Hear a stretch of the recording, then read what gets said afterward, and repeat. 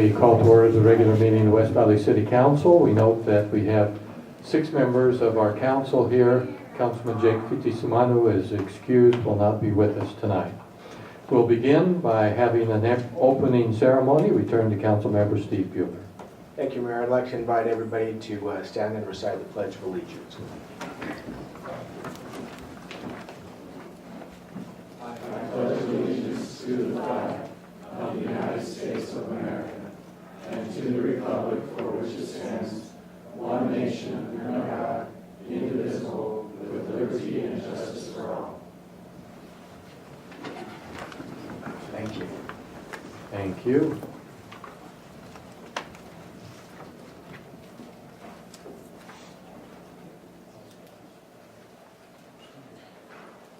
Okay, next we go to the approval of the minutes on our agenda of March 5th. Motion on the minutes. I move for approval of the minutes of March 5th, 2019. Second.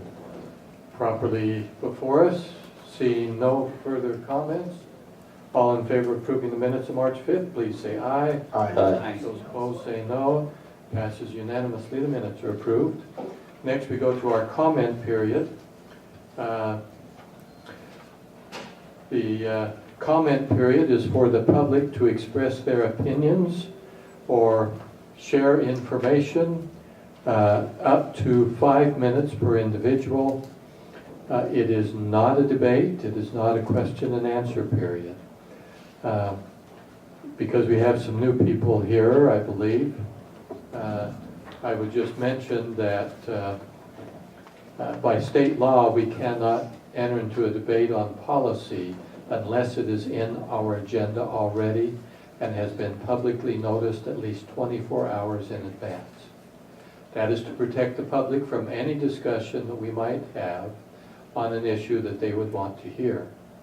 So it's a good thing. So the 5 minutes is yours to speak on what you want, and we will listen.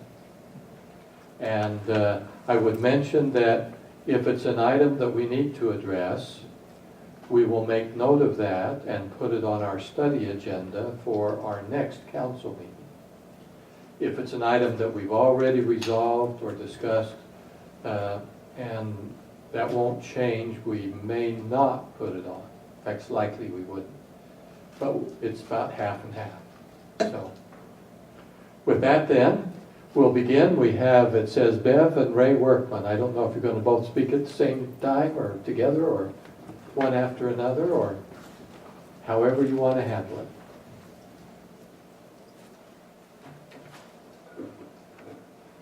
Mr. Mayor, I'll do the talking and my husband will be the moral support. I'm Bev Workman. I'm an RN. I do home health and hospice, and I care a lot about people's safety, and I don't want any harm to come to them. I want to do what's best for them.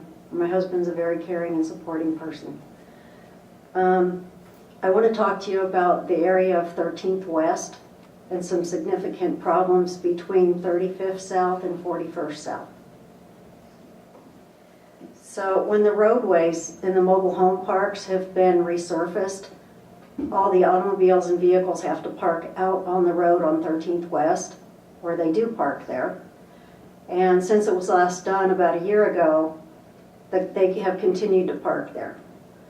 And since there's vehicles there all the time, now semis and campers and large trucks, food trucks and other things park there overnight.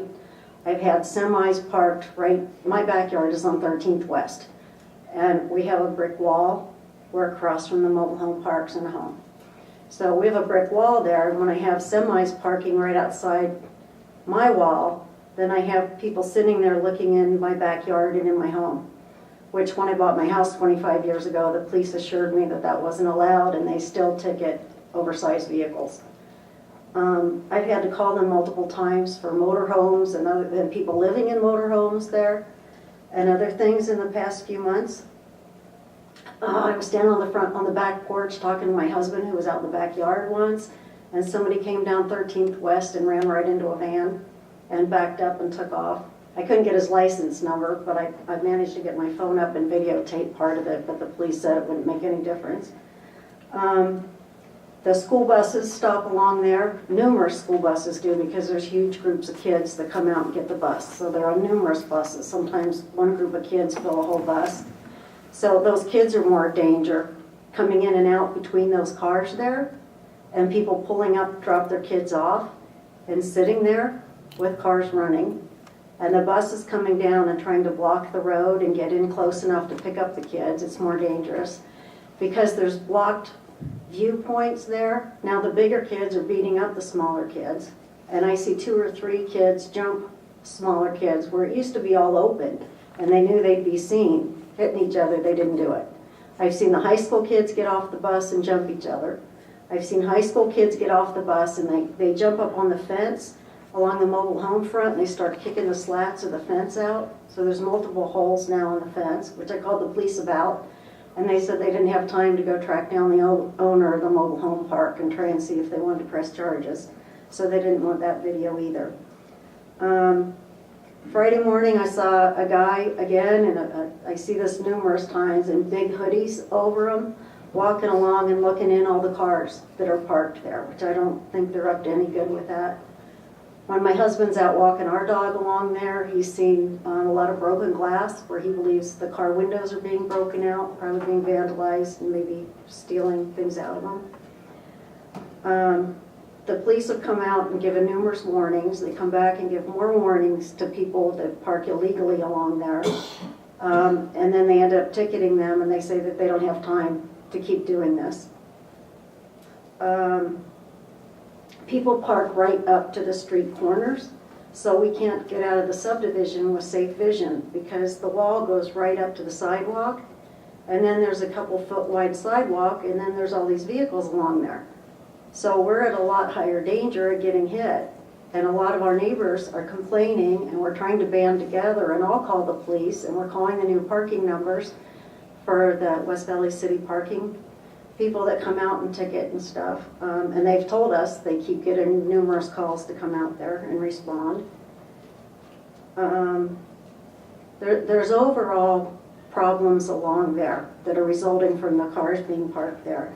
And I've had 4 different policemen ask me to come to this meeting and ask if you can't facilitate getting that stretch made a no parking zone, because it's an easy fix to a lot of problems that are happening along there, so that they don't have to keep getting calls and they don't have time to patrol that area anymore. I'm really concerned mostly about the school kids in there for numerous reasons that are related to this issue.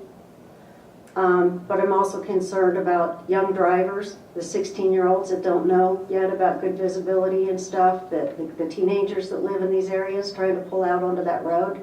The speed limit's 35 in that area because there's not a lot of entries and exits along there, and it doesn't give you enough time to see and safely pull out. Traffic goes usually faster than 35 along there. Oh, yeah. I think that's the main issue that I wanted to bring and request that be made a no parking zone. There are sections of that have been made no parking, but now this area is definitely an issue. So I'd like to request that you facilitate that.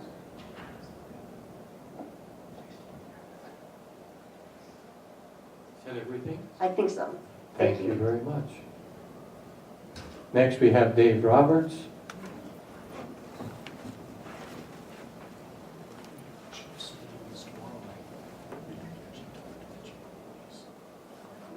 Hello, how are you doing today? I first would like to thank the council for taking the time to allow me to be here tonight. I would like to quickly tell you a little bit about myself. I've lived in West Valley and raised my family here for the past 26 years. I currently own and operate 2 businesses with my family in West Valley City. We own and operate a construction business and a car dealership, as well as owning other commercial property in West Valley City. In the past 10 years, I've received the Clean and Beautiful Award twice for my personal residence. Today I'm here due to a recent issue with my rental home that I also own. I would like for a better solution to be made with our code enforcement that communicates and notifies residents when they are in violation. Last Thursday, I was contacted by a neighbor that lives near my rental home. He informed me that something was going on at your residence. As I showed up, all my registered company trucks and trailers were being towed off my property as I was furious as I had no idea what was happening. As I started asking questions, I found that back in November, code enforcement has been to my rental property and claimed that they had sent out letters by mailing regarding code violations. I have never received such letter and asked my renter if he received any letters in the mail at the rental house, and he told me he's never received anything. From that day, the code enforcement issued the citation to the day that came and towed all my vehicles away. I never received any notice in any given way. I never received a single letter by any form as well regarding the need to attend a court hearing. It is so confusing to me as I've always thought that if one is required to attend a court due to a violation, that they would be served by a constable or a certified mail. I've been completely blindsided by the code enforcement. Due to the fact of never having any knowledge of these violations and poor way that the code enforcement handled and notified me of violations, I have never had an appropriate opportunity to correct these violations. I have now been fined $4,600, and in those fines, I am also being fined for my renter's unregistered cars that I had no idea that were not registered. I don't know where that became my problem, but I guess it is. Also left having paying $675 in tow bills to retrieve all my company trucks and trailers. While trying to communicate with the officer, I realized that I was up against, as he sat there smiling and laughing at me, almost in pure enjoyment, that this was truly upsetting to me. I felt like my rights as a citizen had been completely taken away maliciously, especially when I acknowledged of what was going on. One of the police officers that was there on the site mentioned to my brother he didn't like what he was seeing, and the code enforcement was playing this out completely wrong. Had the officer made any extra effort to correctly try to reach out and contact me, this situation could have had a better, more positive result for myself as a citizen as well as for the city.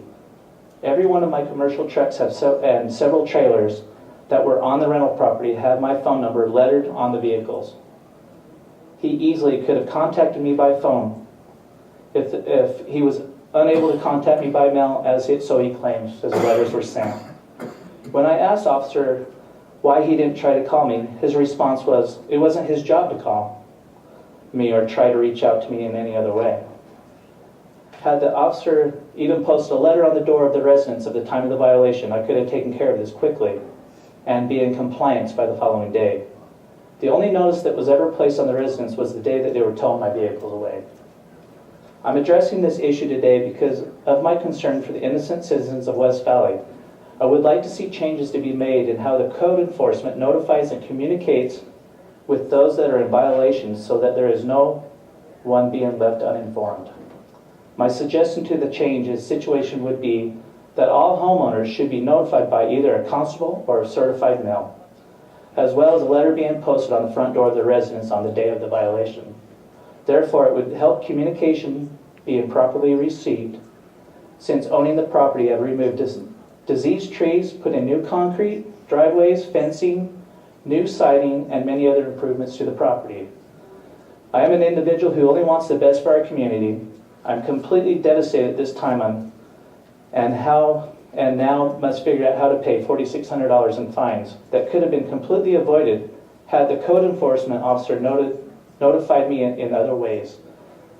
I have suggested. We as a city and citizens need to work together as a community and not against one another. And that is it. Thank you very much. Sorry, I was longer than 5. Why didn't you? Did it beat? Do you have any questions or not? Okay. Is there anyone else here to speak tonight? If not, then we'll bring it back to the city manager. Any comments? No, sir. Okay. Council members? Okay. So next week in our study meeting, we probably do want to talk about the parking issue on 1300 West, just find out if there's something that we can do and how that might impact. I don't know that we can do anything about the school students. That are getting off the bus, does that fall under the school district, or is? She's suggesting that the parking issue is contributing to that. So, Yeah. So we can. Well, maybe we'll talk about that in the parking issue as well, and see, and maybe we could do some follow-up on that. And then as far as the kids kicking the slats, I guess I don't know, we have all kinds of that stuff. And is that correct that we don't have time to follow up on that? And We haven't heard what the conversation was on the other end of that yeah, side, Mayor, so I would not know. I do know that obviously if a fence gets kicked in or it gets Yeah. destroyed, then the owner becomes responsible for fixing it or changing it or working it some different way. well, I guess more it would, maybe the way to approach that is, what is if you could remind us of the hierarchy of calls, and basically at what point, some of those calls might be responded to, because certainly if there are other calls of a higher priority, we would want our officers there. Maybe just a review of that kind of thing. And the ordinance enforcement one, I think that's a specific issue. Maybe I don't know that we need to deal with that. I don't know if you want to. I would think just maybe review how the notices are sent out, if they're sent out to the property owner or to the property address. And maybe make a change if we need to send to the property owner instead of the address. Verify if there's a difference, because that's just public record, so it might be worth just looking into, see what our policy is. And maybe do some follow-up on that, just to get the other side of that and see what was sent out and to whom, so that we can clarify that. And so those will go on our agenda for next week, just under, those goes under potential future agenda items, right? Okay. With that, seeing nothing else from the council, we'll go on next to resolutions. We'll start with Resolution 19-23. This is to authorize the city to enter into a multi-agency mutual aid agreement. This covers sheriff and police services.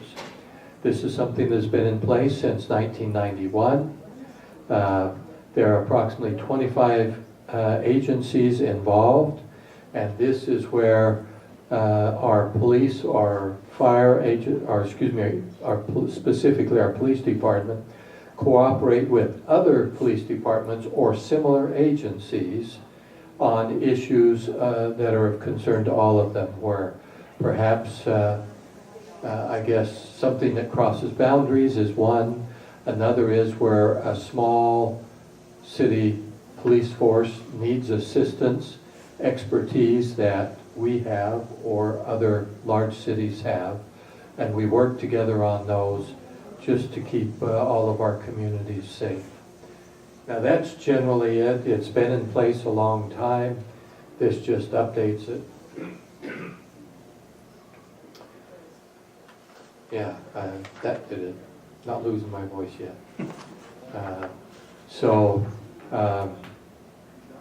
Anything else there that you want to add to that issue? If not, then we'll turn it to you for a motion or comments or... I think Chief last week said this was a 50-year agreement, so we won't see it for a while, so. Well, let's see, maybe the last time the council reviewed it was 91. So I missed... She just said It's extended in 2015. 91, 96, and 2015. Is where they were extended. Okay. I just looked back and saw the earliest date I could find was 91. So I move for approval of resolution 19-23. Second. Any further comments? Seeing none, to our city recorder for the roll call vote. Councilwoman Ling, Yes. Councilman Bueller, Aye. Councilman Hume, Aye. Councilman Christensen, Yes. Councilman Norfelt, Yes. and Mayor Vanderbilt. Aye. Motion passes unanimously. Thank you. Next, we have Resolution 19-24. This is to declare the city's support for a locally preferred alternative for the Mid-Valley Connector Bus Rapid Transit Project. There was a proposal and funding made available for a bus transit system from Murray Central Station up to West Valley Central Station. It had numerous stops, but includes the community college. Most of that would be BRT. The cities of Murray and Taylorsville agreed that they would have that be a BRT. In West Valley, that will not be a BRT, it will be a mixed flow. Got that name right. That's the identification that means it will convert at that point just to a regular bus type service. There will be no grade separation or center lane dedicated to it in West Valley along 2700 West. And as well, there will be no stoplight conversions, meaning that it would change for the bus when it came. So I think that's the major points of it. This is something they've been working on, and the funding that was proposed did not include any funding for West Valley's portion of that. We felt like 2700 West was appropriate. Grade separation, BRT type lines do create some problems, and so we're supporting the mixed flow concept. With that, to the council. Just to be sure that I'm clear, this is not this is a resolution of support stating our preference, right? We're not building it, we're not controlling it, we're just saying, hey, if you do this, please do it this way. We prefer this plan rather than a different kind of plan. Is that That's right? correct. So we don't have as much power as we might with other things that happen on our roads, but still I would certainly favor this over other plans that might be chosen. Therefore, we move for approval of Resolution 19-24. Second. Okay, just a clarifying comment from Mr. Pyle. We do have some say over our city-owned roads, don't we, whether those are BRT? Yeah, we would be able to prevent this if we didn't like the design and the project. Yeah. But we've worked, as the mayor mentioned, worked with them for some time. We're in general agreement with the concept. We just had some specific ways, design-wise, that we wanted them to run it, which they incorporated, hence. Yeah. They then wanted you as an elected body to formalize that by resolution. Okay, so they wanted to make sure the elected body is behind this plan, and well, hopefully that'll be the plan. In fact, the funding for this is coming from the increase in the sales tax for transportation. And the first year, the county collects that, and one of the projects they selected was this, along with a number of other projects. So, just for information. Let's see, with that then, we will, see no further comments, turn to our city recorder for the roll call vote. Councilman Nordfeld, Yes. Councilman Christensen, Yes. Councilman Hume, Aye. Councilman Bueller, Aye. Councilwoman Lang, Yes. and Mayor McWill. Aye. Motion passes unanimously. Thank you. Next, we go to Resolution 19-25. This is to exercise an interlocal cooperation agreement between our city and the county for corridor preservation funding for the widening of Parkway Boulevard. These funds will come from the Capital Preservation Corridor Preservation Fund, and those funds are coming from the county, $68,300, and then $14,500 come from road impact fees from the city, I believe is the way that's set up. This is for that Parkway Boulevard further out west, and it's west of where the Mountain View Corridor interchange will be, and these parcels that will be purchased and arranged, I think, are mainly the Magna Water Conservancy, Magna Improvement District. And so this will preserve that. That road will ultimately be expanded all the way out to 7200 west, the work. There's parts of that that still have to be done along the Mountain View corridor. So this is to preserve the land. With that introduction, to the council.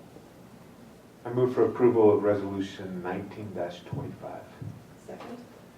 Okay, any further comments? Seeing none, to our city recorder for the vote. Councilwoman Lang, Yes. Councilman Bueller, Aye. Councilman Hume, Aye. Councilman Christensen, Yes. Councilman Nordfeld, Yes. and Mayor Bigelow. Aye. Motion passes unanimously. Next, we have our consent agenda. The items on our consent agenda are, I believe, like on this page, I think 6 different items.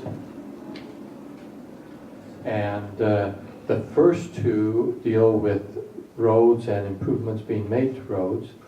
Resolution 19-26, temporary turnaround easement on Bigley Lane. This is out west, 2540 south, 6085 west.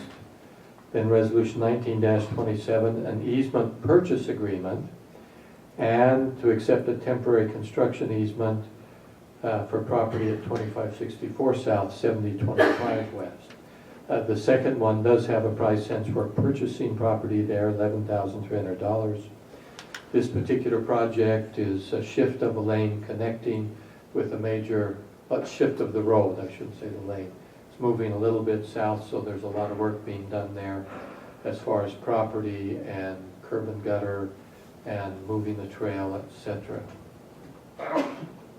So those are those 2 items. The other 4 are appointments to boards. Kathleen Beecher to the Mosquito Abatement District, Christine Espinel to the Professional Standards Review Board, and then Robin Cordova and Ross Cordova to the Clean and Beautiful Committee. That's those items. Typically we handle those as a group, but to the council. Move for approval of the 6 items on the consent agenda. Second. Seeing no further comments, to our city recorder for the vote. Councilwoman Lang, Yes. Councilman Bueller, Aye. Councilman Hume, Aye. Councilman Christensen, Yes. Councilman Nordfeld, Yes. and Mayor Bigelow. Aye. Motion passes unanimously. With that, we do not need a closed session tonight. None of those items, fortunately, on that we have to deal with. So, any final comments from the council? If not, I just Yes. said that on that police cooperative agreement, Councilwoman Lang was corrected as 50 years. I misspoke. all right. Already approved it, so. Yeah. All right, then. Motion to adjourn. Motion to adjourn. All in favor say aye. Aye. Those opposed say no. Passes unanimously. We are adjourned.